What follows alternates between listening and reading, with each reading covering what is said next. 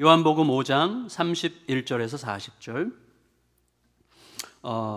설교 중에 본문 같이 읽도록 하겠습니다. 절 보세요. 자, 입장 차이라는 말을 참 많이 하잖아요. 입장 차이.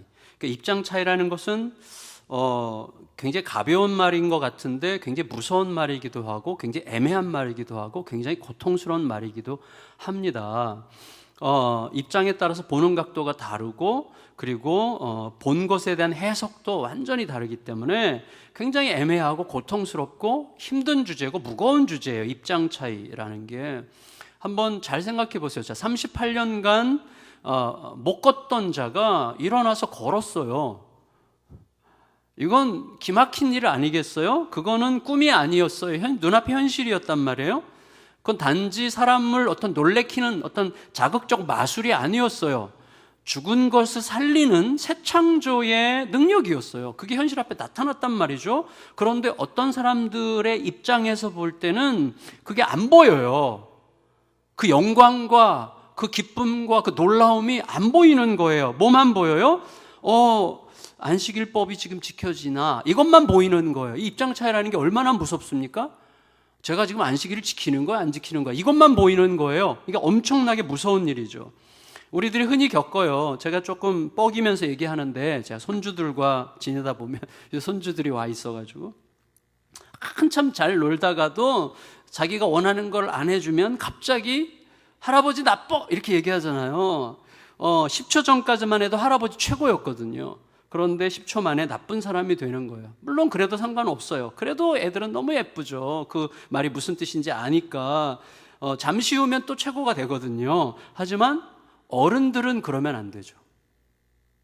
어른들은 그러면 큰일 나는 거예요. 그런데 놀랍게도 어른들이 더하면 더했지 덜하지 않아요. 이게 입장 차이라는 거예요. 굉장히 무서워요. 특정 주제가 나오잖아요. 특정 주제에 대해서 자신과 의견이 다르면, 입장이 다르면 금방 적이 돼요. 예수님은 온데간데 없어요. 특정 대상이나 특정 어떤 사조에 대한 입장이 다르다는 게 확인되잖아요. 순식간에 결별합니다. 여러분 생각해 보세요. 어떻게 누워만 있던 사람의 38년간의 고통과 그의 회복의 기쁨이 느껴지지 않을 수가 있겠어요? 어떻게 그걸 못 느낄 수가 있습니까? 어떻게 그 기적을 행하신 그 기적 주관자에 대한 궁금증이 일어나지 않을 수가 있겠어요? 그분에 대한 경외심이 어떻게 일어나지가 않을 수가 있겠어요? 하지만 놀랍게도 안식일에는 무슨 일이 있어도 안식일법을 지켜야만 하나님을 사랑하는 자야 라고 하는 자기들의 절대적 기준 때문에, 그 입장 때문에 훨씬 더 중요한 것들이 하나도 안 보이는 거예요. 이게 입장이라는 거예요. 무섭죠. 다만 법을 준수하느냐 여부로 하나님의 사랑이 결정되기라도 하는 듯이 하나님을 축소시켜요. 그리고 놀랍게도 그 하나님의 아들을 죽이고 싶어 하잖아요. 지금 죽이려고 하는 거예요. 따라서 누가 진짜 병자인지 따져봐야 됩니다. 특히 우리 시대에는 더 그래요. 너무나 많이 갈라져 있기 때문에 누가 진짜 병자인지 따져봐야 돼요. 자기 신념과 고집에 갇혀서 자기 입장만 주장하는 질병은 암보다도 훨씬 더 무섭다고 할 수가 있겠어요.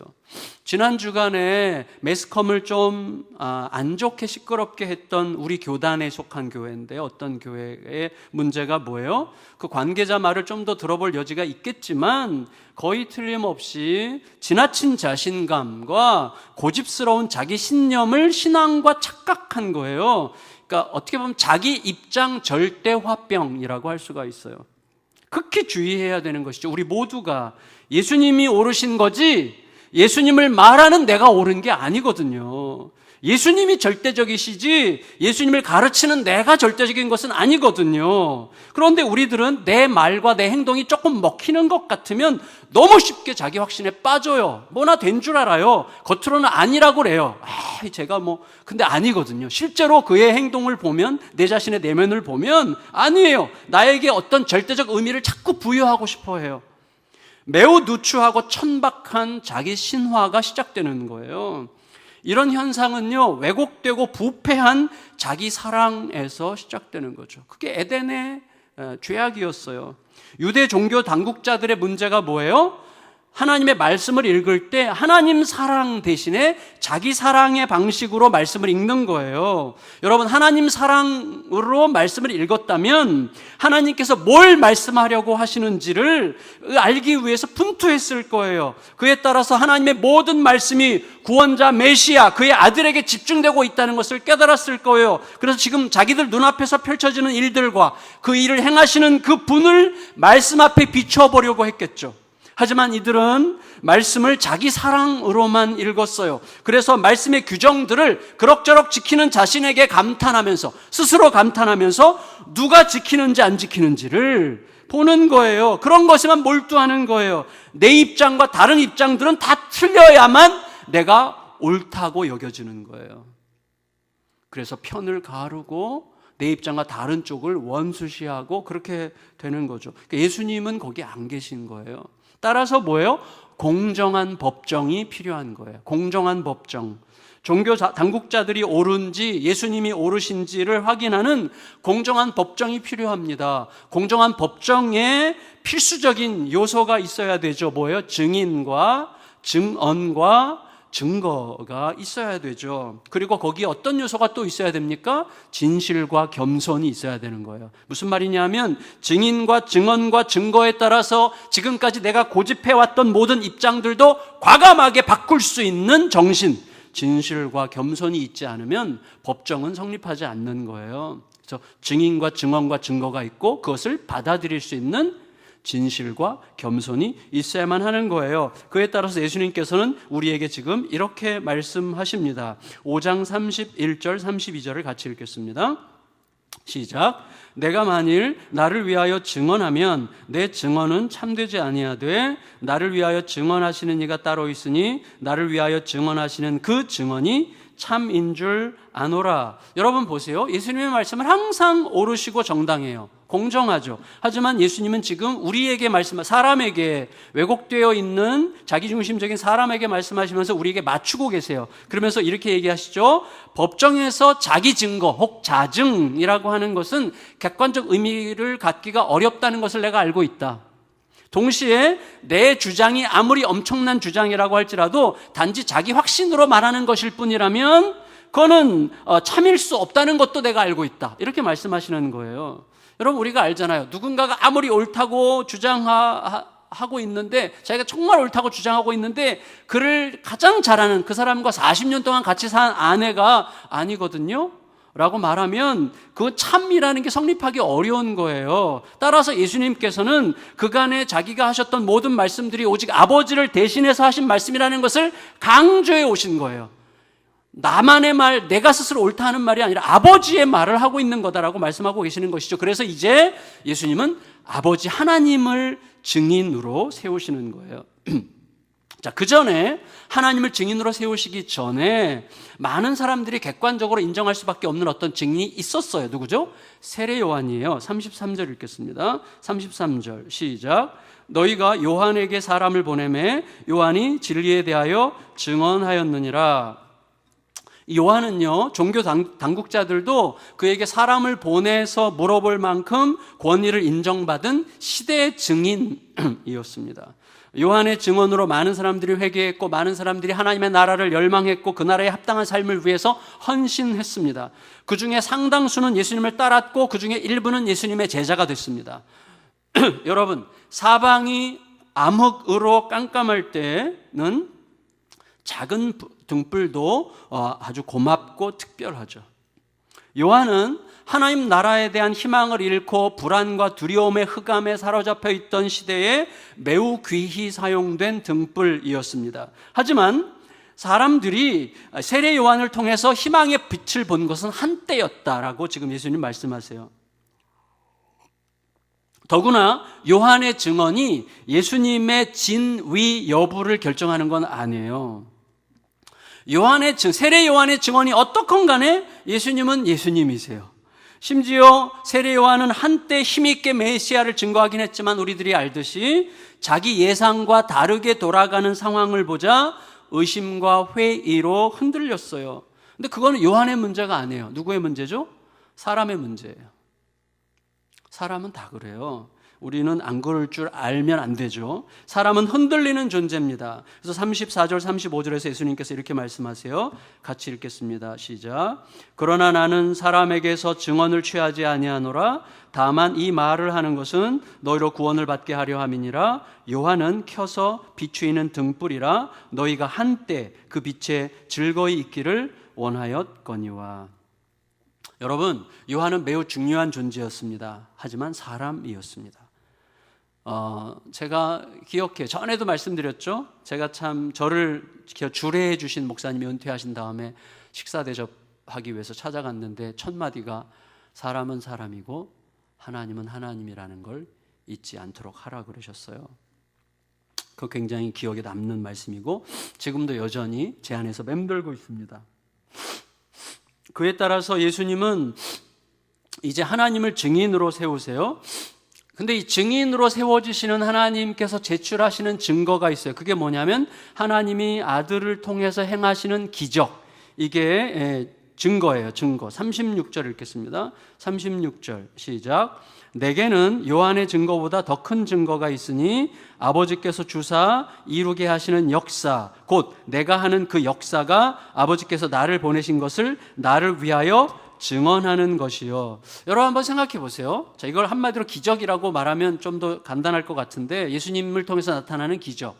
자, 조금 전에 그 배경이 38년 된 병자를 일으키신 기적의 이제 배경이 되고 있는데 한번 생각해 보세요. 자, 지식을 가진 자는 자기가 아는 것과 다른 것에 대해 배타적 거부감을 가지기가 쉬워요. 예를 들어서 저도 모르게 제가 우리 부교육자님보다 좀 더 많이 알고 있다고 생각하기가 쉽잖아요. 경험이 좀 더 많으니까 아무래도. 그래서 이제 여기서 김마태 목사님이 사회를 볼 때 제가 저기 앉아서 사회를 듣잖아요. 저 말은 저렇게 하면 안 될 텐데 이렇게 말하는 게 더 좋을 텐데라는 말을 합니다. 네, 늘 해요. 그리고 빨리빨리 회개를 이제 해야 되는데 어쩔 수 없는 거예요. 그게 이상해요. 그러니까 우리에게는 참 이상한 교만이 있는 거예요. 그러니까 지식을 가졌다고 생각하는 사람은 자기가 아는 것과 다른 것에 대해서는 자기도 모르게 배타적 거부감을 가져요. 권력을 가졌다고 생각하는 사람은 자기보다 사회적 급수가 좀 낮다고 생각되는 사람의 말에 귀를 기울이기가 쉽지 않습니다. 재물이 많은 자는 가난하거나 재물을 하찮게 여기는 자들을 멸시하거나 적대시해요. 그러기가 쉬운 거죠. 그런데 보세요. 지식을 가졌고 권력을 가졌고 재물을 가진 사람 다 가졌어요. 그가 니고데모죠. 그 니고데모가 누구를 찾아왔어요? 새로운 지식으로 죄인들을 몰고 다니면서 재물을 하나님 중심적 삶의 위험 요소라고 주장하시는 예수님을 찾아와서 그 니고데모가 한 말이 뭐예요? 하나님이 함께 하시지 않으신다면 당신이 행하시는 이 표적을 아무도 행할 수 없습니다. 이렇게 얘기하는 거예요. 무슨 말이냐면 니고데모는 자기가 가진 지식과 권력과 재물이 예수님의 사역에 대한 적절한 판단 기준이 될 수 없다는 것을 알았어요. 여러분, 우리가 누군가를 판단할 때 뭘 기준으로 판단하죠? 내가 너보다 좀 더 오래 있었어. 나도 모르게 그렇게 판단하는 거예요. 내가 너보다 좀 더 잘 알아. 내가 너보다 좀 더 오래 경험했어. 내가 너보다 좀 더 돈 많아. 내가 너보다 훨씬 더 빵빵한 현실적 조건을 가졌어. 이런 것들이 누군가를 판단하는 조건이 되고 있어요. 마음을 잘 살펴보세요. 근데 니고데모가 그걸 깨달았다는 게 은혜예요. 나의 권력과 재물과 나의 사회적 지위와 나의 지식과 어떤 것도 이분을 판단하는 기준이 될 수 없다. 그래서 뭐예요? 예수님을 통해서 나타나는 모든 일들이 예수님이 하나님께로부터 오신 게 분명하다는 것을 증언하는 증거라고 확신했던 거예요. 그래서 찾아온 거예요, 니고데모가. 따라서 여러분, 니고데모가 비정상이 아니라면 대다수 사람들도 예수님의 기적을 보면서 그렇게 생각하는 게 당연하죠. 그렇다면 그 다음에는 어떻게 하게 돼요? 예수님의 모든 행동과 전하시는 말씀이 하나님의 약속과 일치하는지 확인해야만 하죠. 만일에 그렇게 하고자 했다면 예수님이 하나님 약속의 성취자로 오셨다는 것을 알기 시작할 거예요. 하지만 대다수의 유대인들이 그 길로 가지 않았어요. 이유는 너무나 명백해요. 하나님의 음성을 들어본 적도 없고 하나님의 형상을 본 적도 없고 더 나아가서 사람들 안에 담겨있는 하나님의 형상을 제대로 들여다본 적이 없기 때문이에요. 무슨 말이에요? 여러분, 만일에 그들이 하나님의 음성을 듣는 자들이었다면, 하나님의 형상을 보고자 한 사람들이었다면 38년간 누웠다 일어난 병자에게 그토록 냉담하고 무미건조하게 반응하면 안 되는 거죠. 그건 불가능해요. 그 일은. 하나님의 음성을 들은 적이 없다는 증거예요. 사람들 안에서 하나님의 형상을 보려고 한 일이 없다는 뜻이에요. 그들이 그렇게 된 이유가 뭐예요? 무엇보다 그들 안에 하나님의 말씀이 살아있지 않았기 때문이에요. 말씀이 있긴 있었어요. 자, 이거 우리가 잘 구분해야 됩니다. 내 안에 하나님의 말씀이 있어요. 그런데 말씀이 있긴 있지만 하나님의 말씀이 있는 게 아니라 말씀에 대한 내 입장만 가득할 수 있어요. 그게 예수님께서 안타까워하신 바리새인들의 모습이었어요. 말씀이 아니라 말씀에 대한 내 입장만 가득한 거예요. 나는 말씀을 이렇게 생각해. 그 내 입장만 가득. 이 내 입장이라는 것은 항상 하나님의 말씀 앞에 엎드리고 깨뜨려질 준비가 되어 있어야 되는 것이죠. 여러분, 그들이 말씀을 통해서 하나님의 음성을 듣는 자였다면 예수님의 말씀 안에서 그 음성을 확인했을 거예요. 그들이 말씀을 통해서 하나님의 형상을 보고자 했다면 예수님 안에서 하나님 형상의 완전한 모습을 발견했을 거예요. 그들 안에 하나님의 말씀이 있었다면 그 말씀이 예수님을 통해 지금 성취되는 중이었다는 사실을 깨달았을 거예요. 하지만 그들은 예수님을 믿지 않으므로 자기들이 아무것도 가진 게 없는 자라고 하는 사실을 스스로 증명하고 있었던 것입니다. 거기에 대해서 예수님께서 37절 38절에서 이렇게 말씀하세요. 37절 38절 시작. 또한 나를 보내신 아버지께서 친히 나를 위하여 증언하셨느니라. 너희는 아무 때에도 그 음성을 듣지 못하였고 그 형상을 보지 못하였으며 그 말씀이 너희 속에 거하지 아니하니 이는 그가 보내신 이를 믿지 아니함이라. 여러분, 그런 의미에서 예수님께서 세우시는 또 하나의 증인, 세례요한, 하나님이 보이시는 증거, 그 다음에 세 번째 증인은 말씀이에요. 말씀.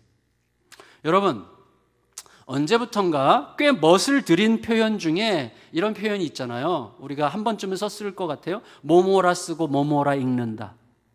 땡땡이라 쓰고 땡땡이라 읽는다. 뭐 이런 말 있잖아요. 일본 만담에 자주 등장하는 표현 구조를 사용한 언어 유희라고 그래요. 그건 그렇게 중요하지 않은데 이런 것이죠. 노력이라 쓰고 버티기라 읽는다. 뭐 이런 의미죠. 그래서 확 와닿게 되는 거죠. 그래서 이런 표현 방식을 지금 예수께서 말씀하시는 지금 유대인들의 현실에 적용한다면 저는 이렇게 쓰고 싶어요. 하나님의 말씀이라 쓰고 내 입장이라 읽는다.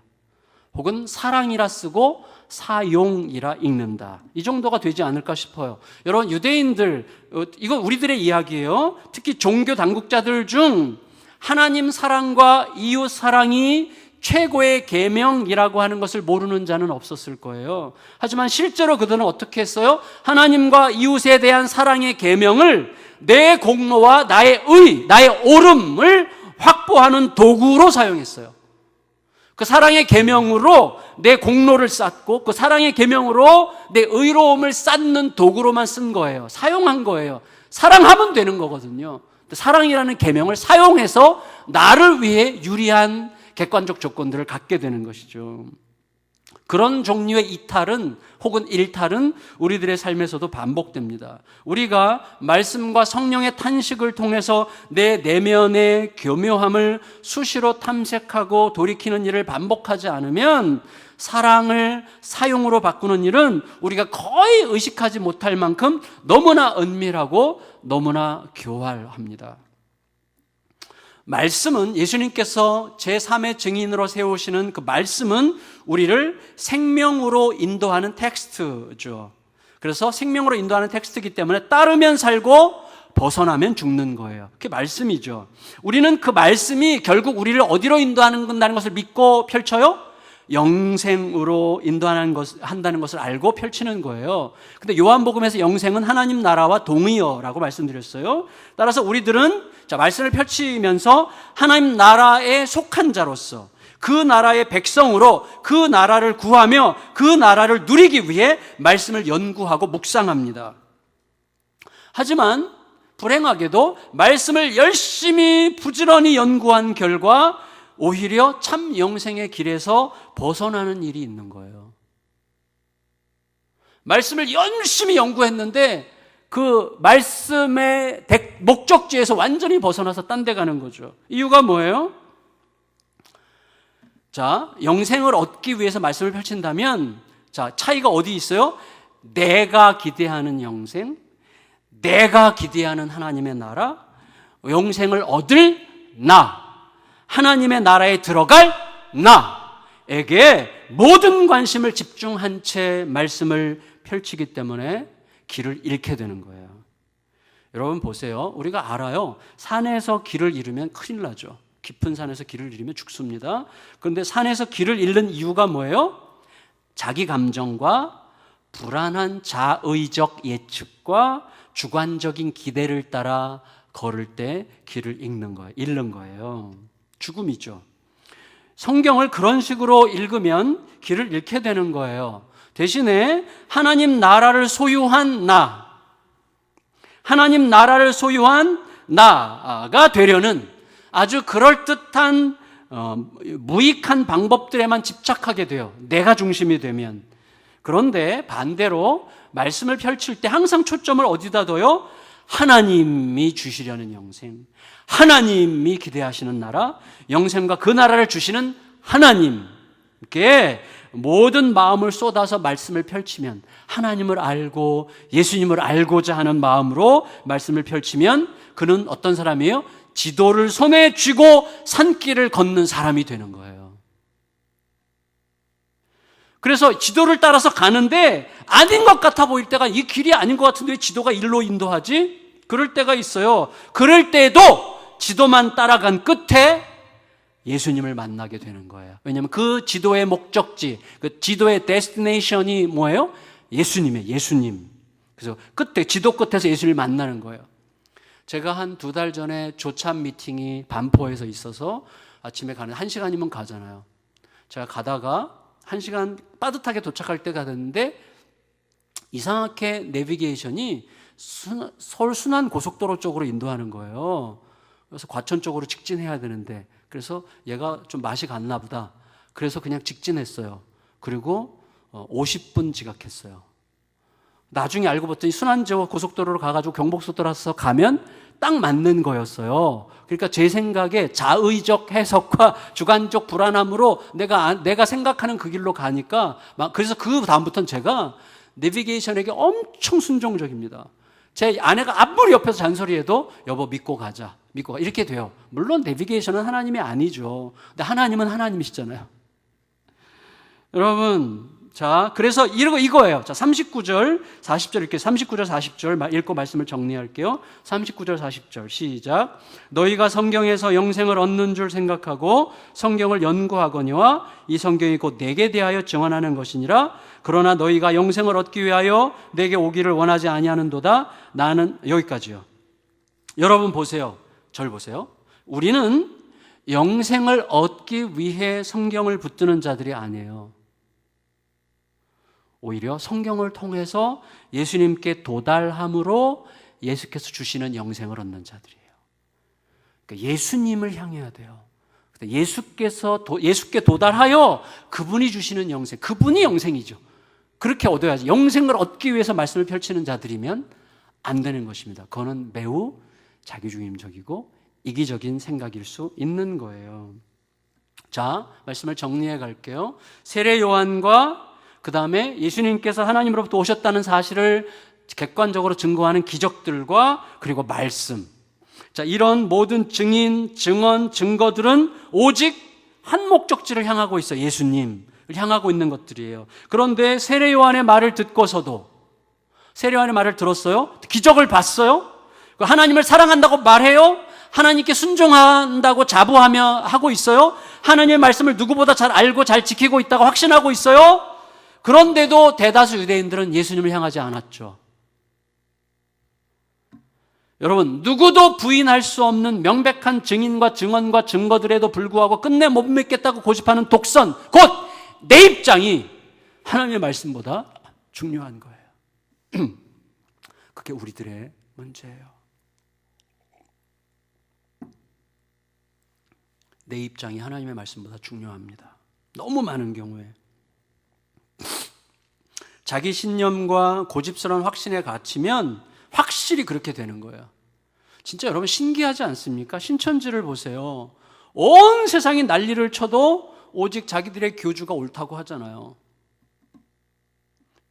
그 사람들이 미쳐서 그런 게 아니에요.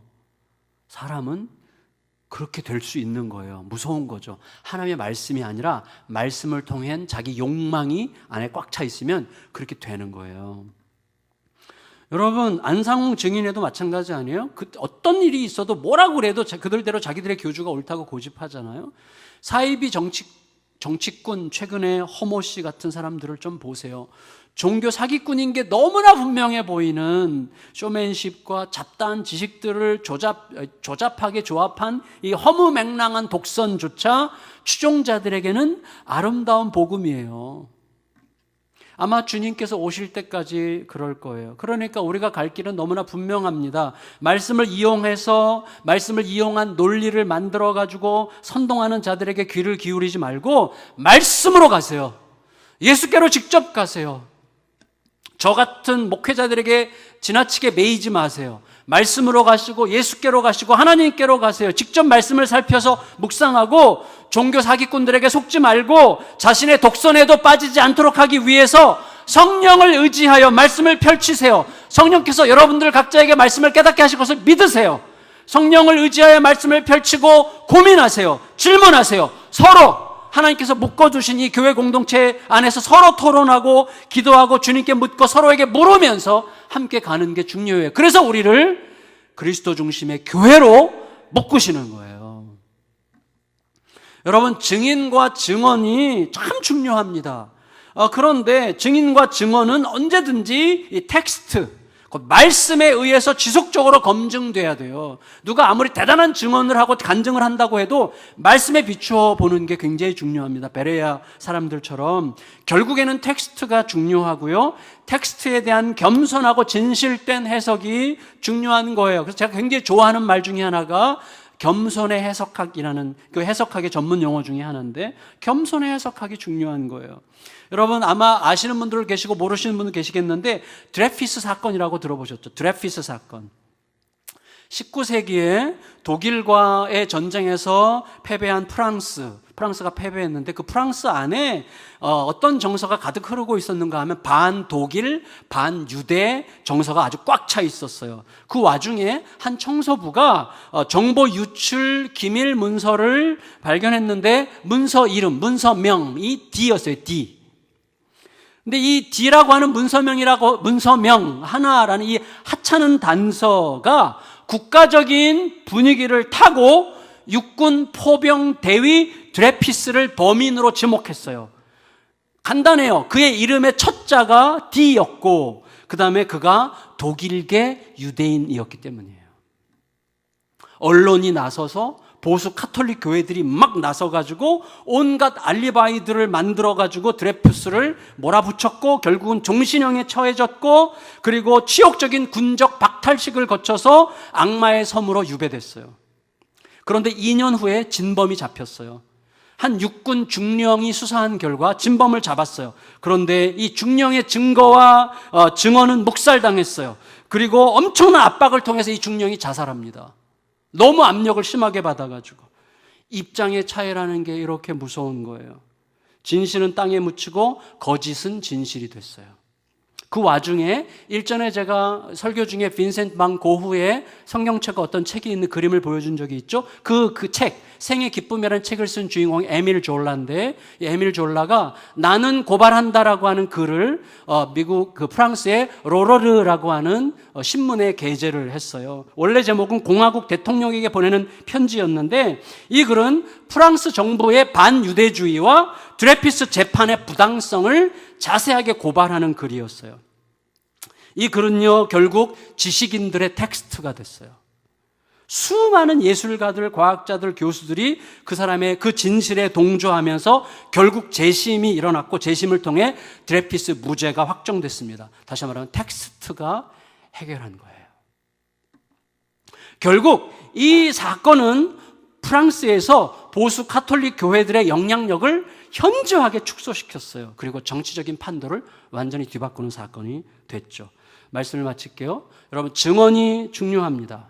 근데 증인이 더 중요하죠. 왜냐하면 증인의 신뢰도가 증언의 무게를 결정하죠. 그런데 잘 생각해 보세요. 증인의 신뢰도가 너무 낮아. 그래서 그 사람이 뭘 말해도 믿을 수 없는 말인 것 같아요. 그런데 증인의 신뢰도는 너무나 낮은데 그 사람이 한 증언 자체의 힘이 있어서 모든 악조건을 뚫고 증언의 진실성이 입증된다면 그때 우리는 증언의 진실성이 증인보다 더 중요할 수도 있다는 것을 알게 되죠. 여러분, 증인이 지극히 초라함에도 불구하고 증언이 스스로 살아나는 이유는 증언의 진실성이 사람들의 내면에 새겨져 있는 양심이라고 하는 텍스트를 일깨우기 때문이에요. 기독교는 보잘것없는 증인들의 증언으로 시작됐어요. 기독교의 첫 증인들은요, 너무나 보잘것없죠. 증언대에 설 수 없는 여자들이었죠. 그런데 증언의 진실성이 사람들 내면의 텍스트를 깨우면서 사방으로 번져갔어요. 이유는 그 증언들이 영원한 하나님 말씀의 진실성에서 기원했기 때문입니다. 그렇다면 유대인들, 특히 종교 당국자들 내면의 텍스트는 제대로 작동하지 않고 있었던 거죠. 예수님은 그것을 외식 때문이라고 진단하셨습니다. 외식. 여러분, 외식의 핵심이 뭐예요? 자기 존재감 숭배예요. 저도 그 병이 깊은데 벗어나려고 지금도 발버둥하고 있는데, 자기 존재감 숭배. 내가 어떤 모습으로 비춰지는가에 집착하느라고 나의 내면의 실체가 어떤지를 살필 겨를이 없어지는 거죠. 그들만 그런 게 아니죠. 우리 역시 하나님이 아니시라면 절대 해석이 안 되는 명백한 증거들이 있어요. 예수님을 통해서만 얻을 수 있었던 위로와 기쁨들이 있어요. 말씀에서 솟구치는 희열과 열망을 무수히 경험했어요. 근데 여전히 안 믿고 있는 건 아닐까요? 여전히 불안과 두려움을 더 믿고 있는 건 아닐까요?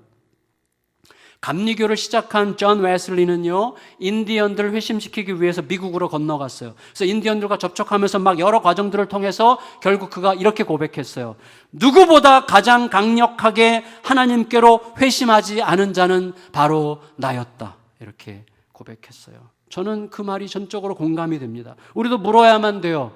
우리는 여전히 하나님의 약속보다도 하나님의 약속을 밀어내는 의심과 두려움과 불안을 너무나 깊게 의지하고 있는 건 아닐까요? 그런 두려움과 불안은 어떻게 해서 사라집니까? 어떤 교회가 그렇게 했다고 하는 것처럼 한밤중에 공동묘지에 가서 막 채찍을 맞든지 오물을 먹는다고 해서 해결되는 게 아니에요. 그런 것들은 오히려 종교개혁 이전으로 돌아가는 매우 천박한 퇴행적인 몸부림이죠. 우리들은요, 구분해야 됩니다. 하나님을 사랑하는 척하면서 하나님을 사용하는 은밀한 복음 장사꾼을 복음의 존귀함으로부터 구별해야 하는 은혜를 구해야 돼요. 자신을 죄인의 괴수라고 고백하면서 오직 예수님을 가리켰던 바울과 예수님을 가리키는 듯 하면서 실제로는 자기를 가리키는 덜 떨어진 사역자들을 구분할 수 있어야 됩니다. 오직 예수님께서 말씀하시는 증거들을 붙들으셔야 됩니다. 내게 허락하신 신실한 증인들이 우리 주변에 이렇게 많잖아요. 삶에서 명백하게 보이시는 함께 하신 증거들, 무엇보다 생명을 주시는 그 말씀을 가까이 들여다봐야 됩니다. 이 증인과 증언과 증거들을 통해 예수님과 그 사랑을 제대로 알고 그 사랑 안으로 점점 더 깊이 들어가는 새 창조의 메신저들이 되시기를 진실로 열망하며 기대합니다.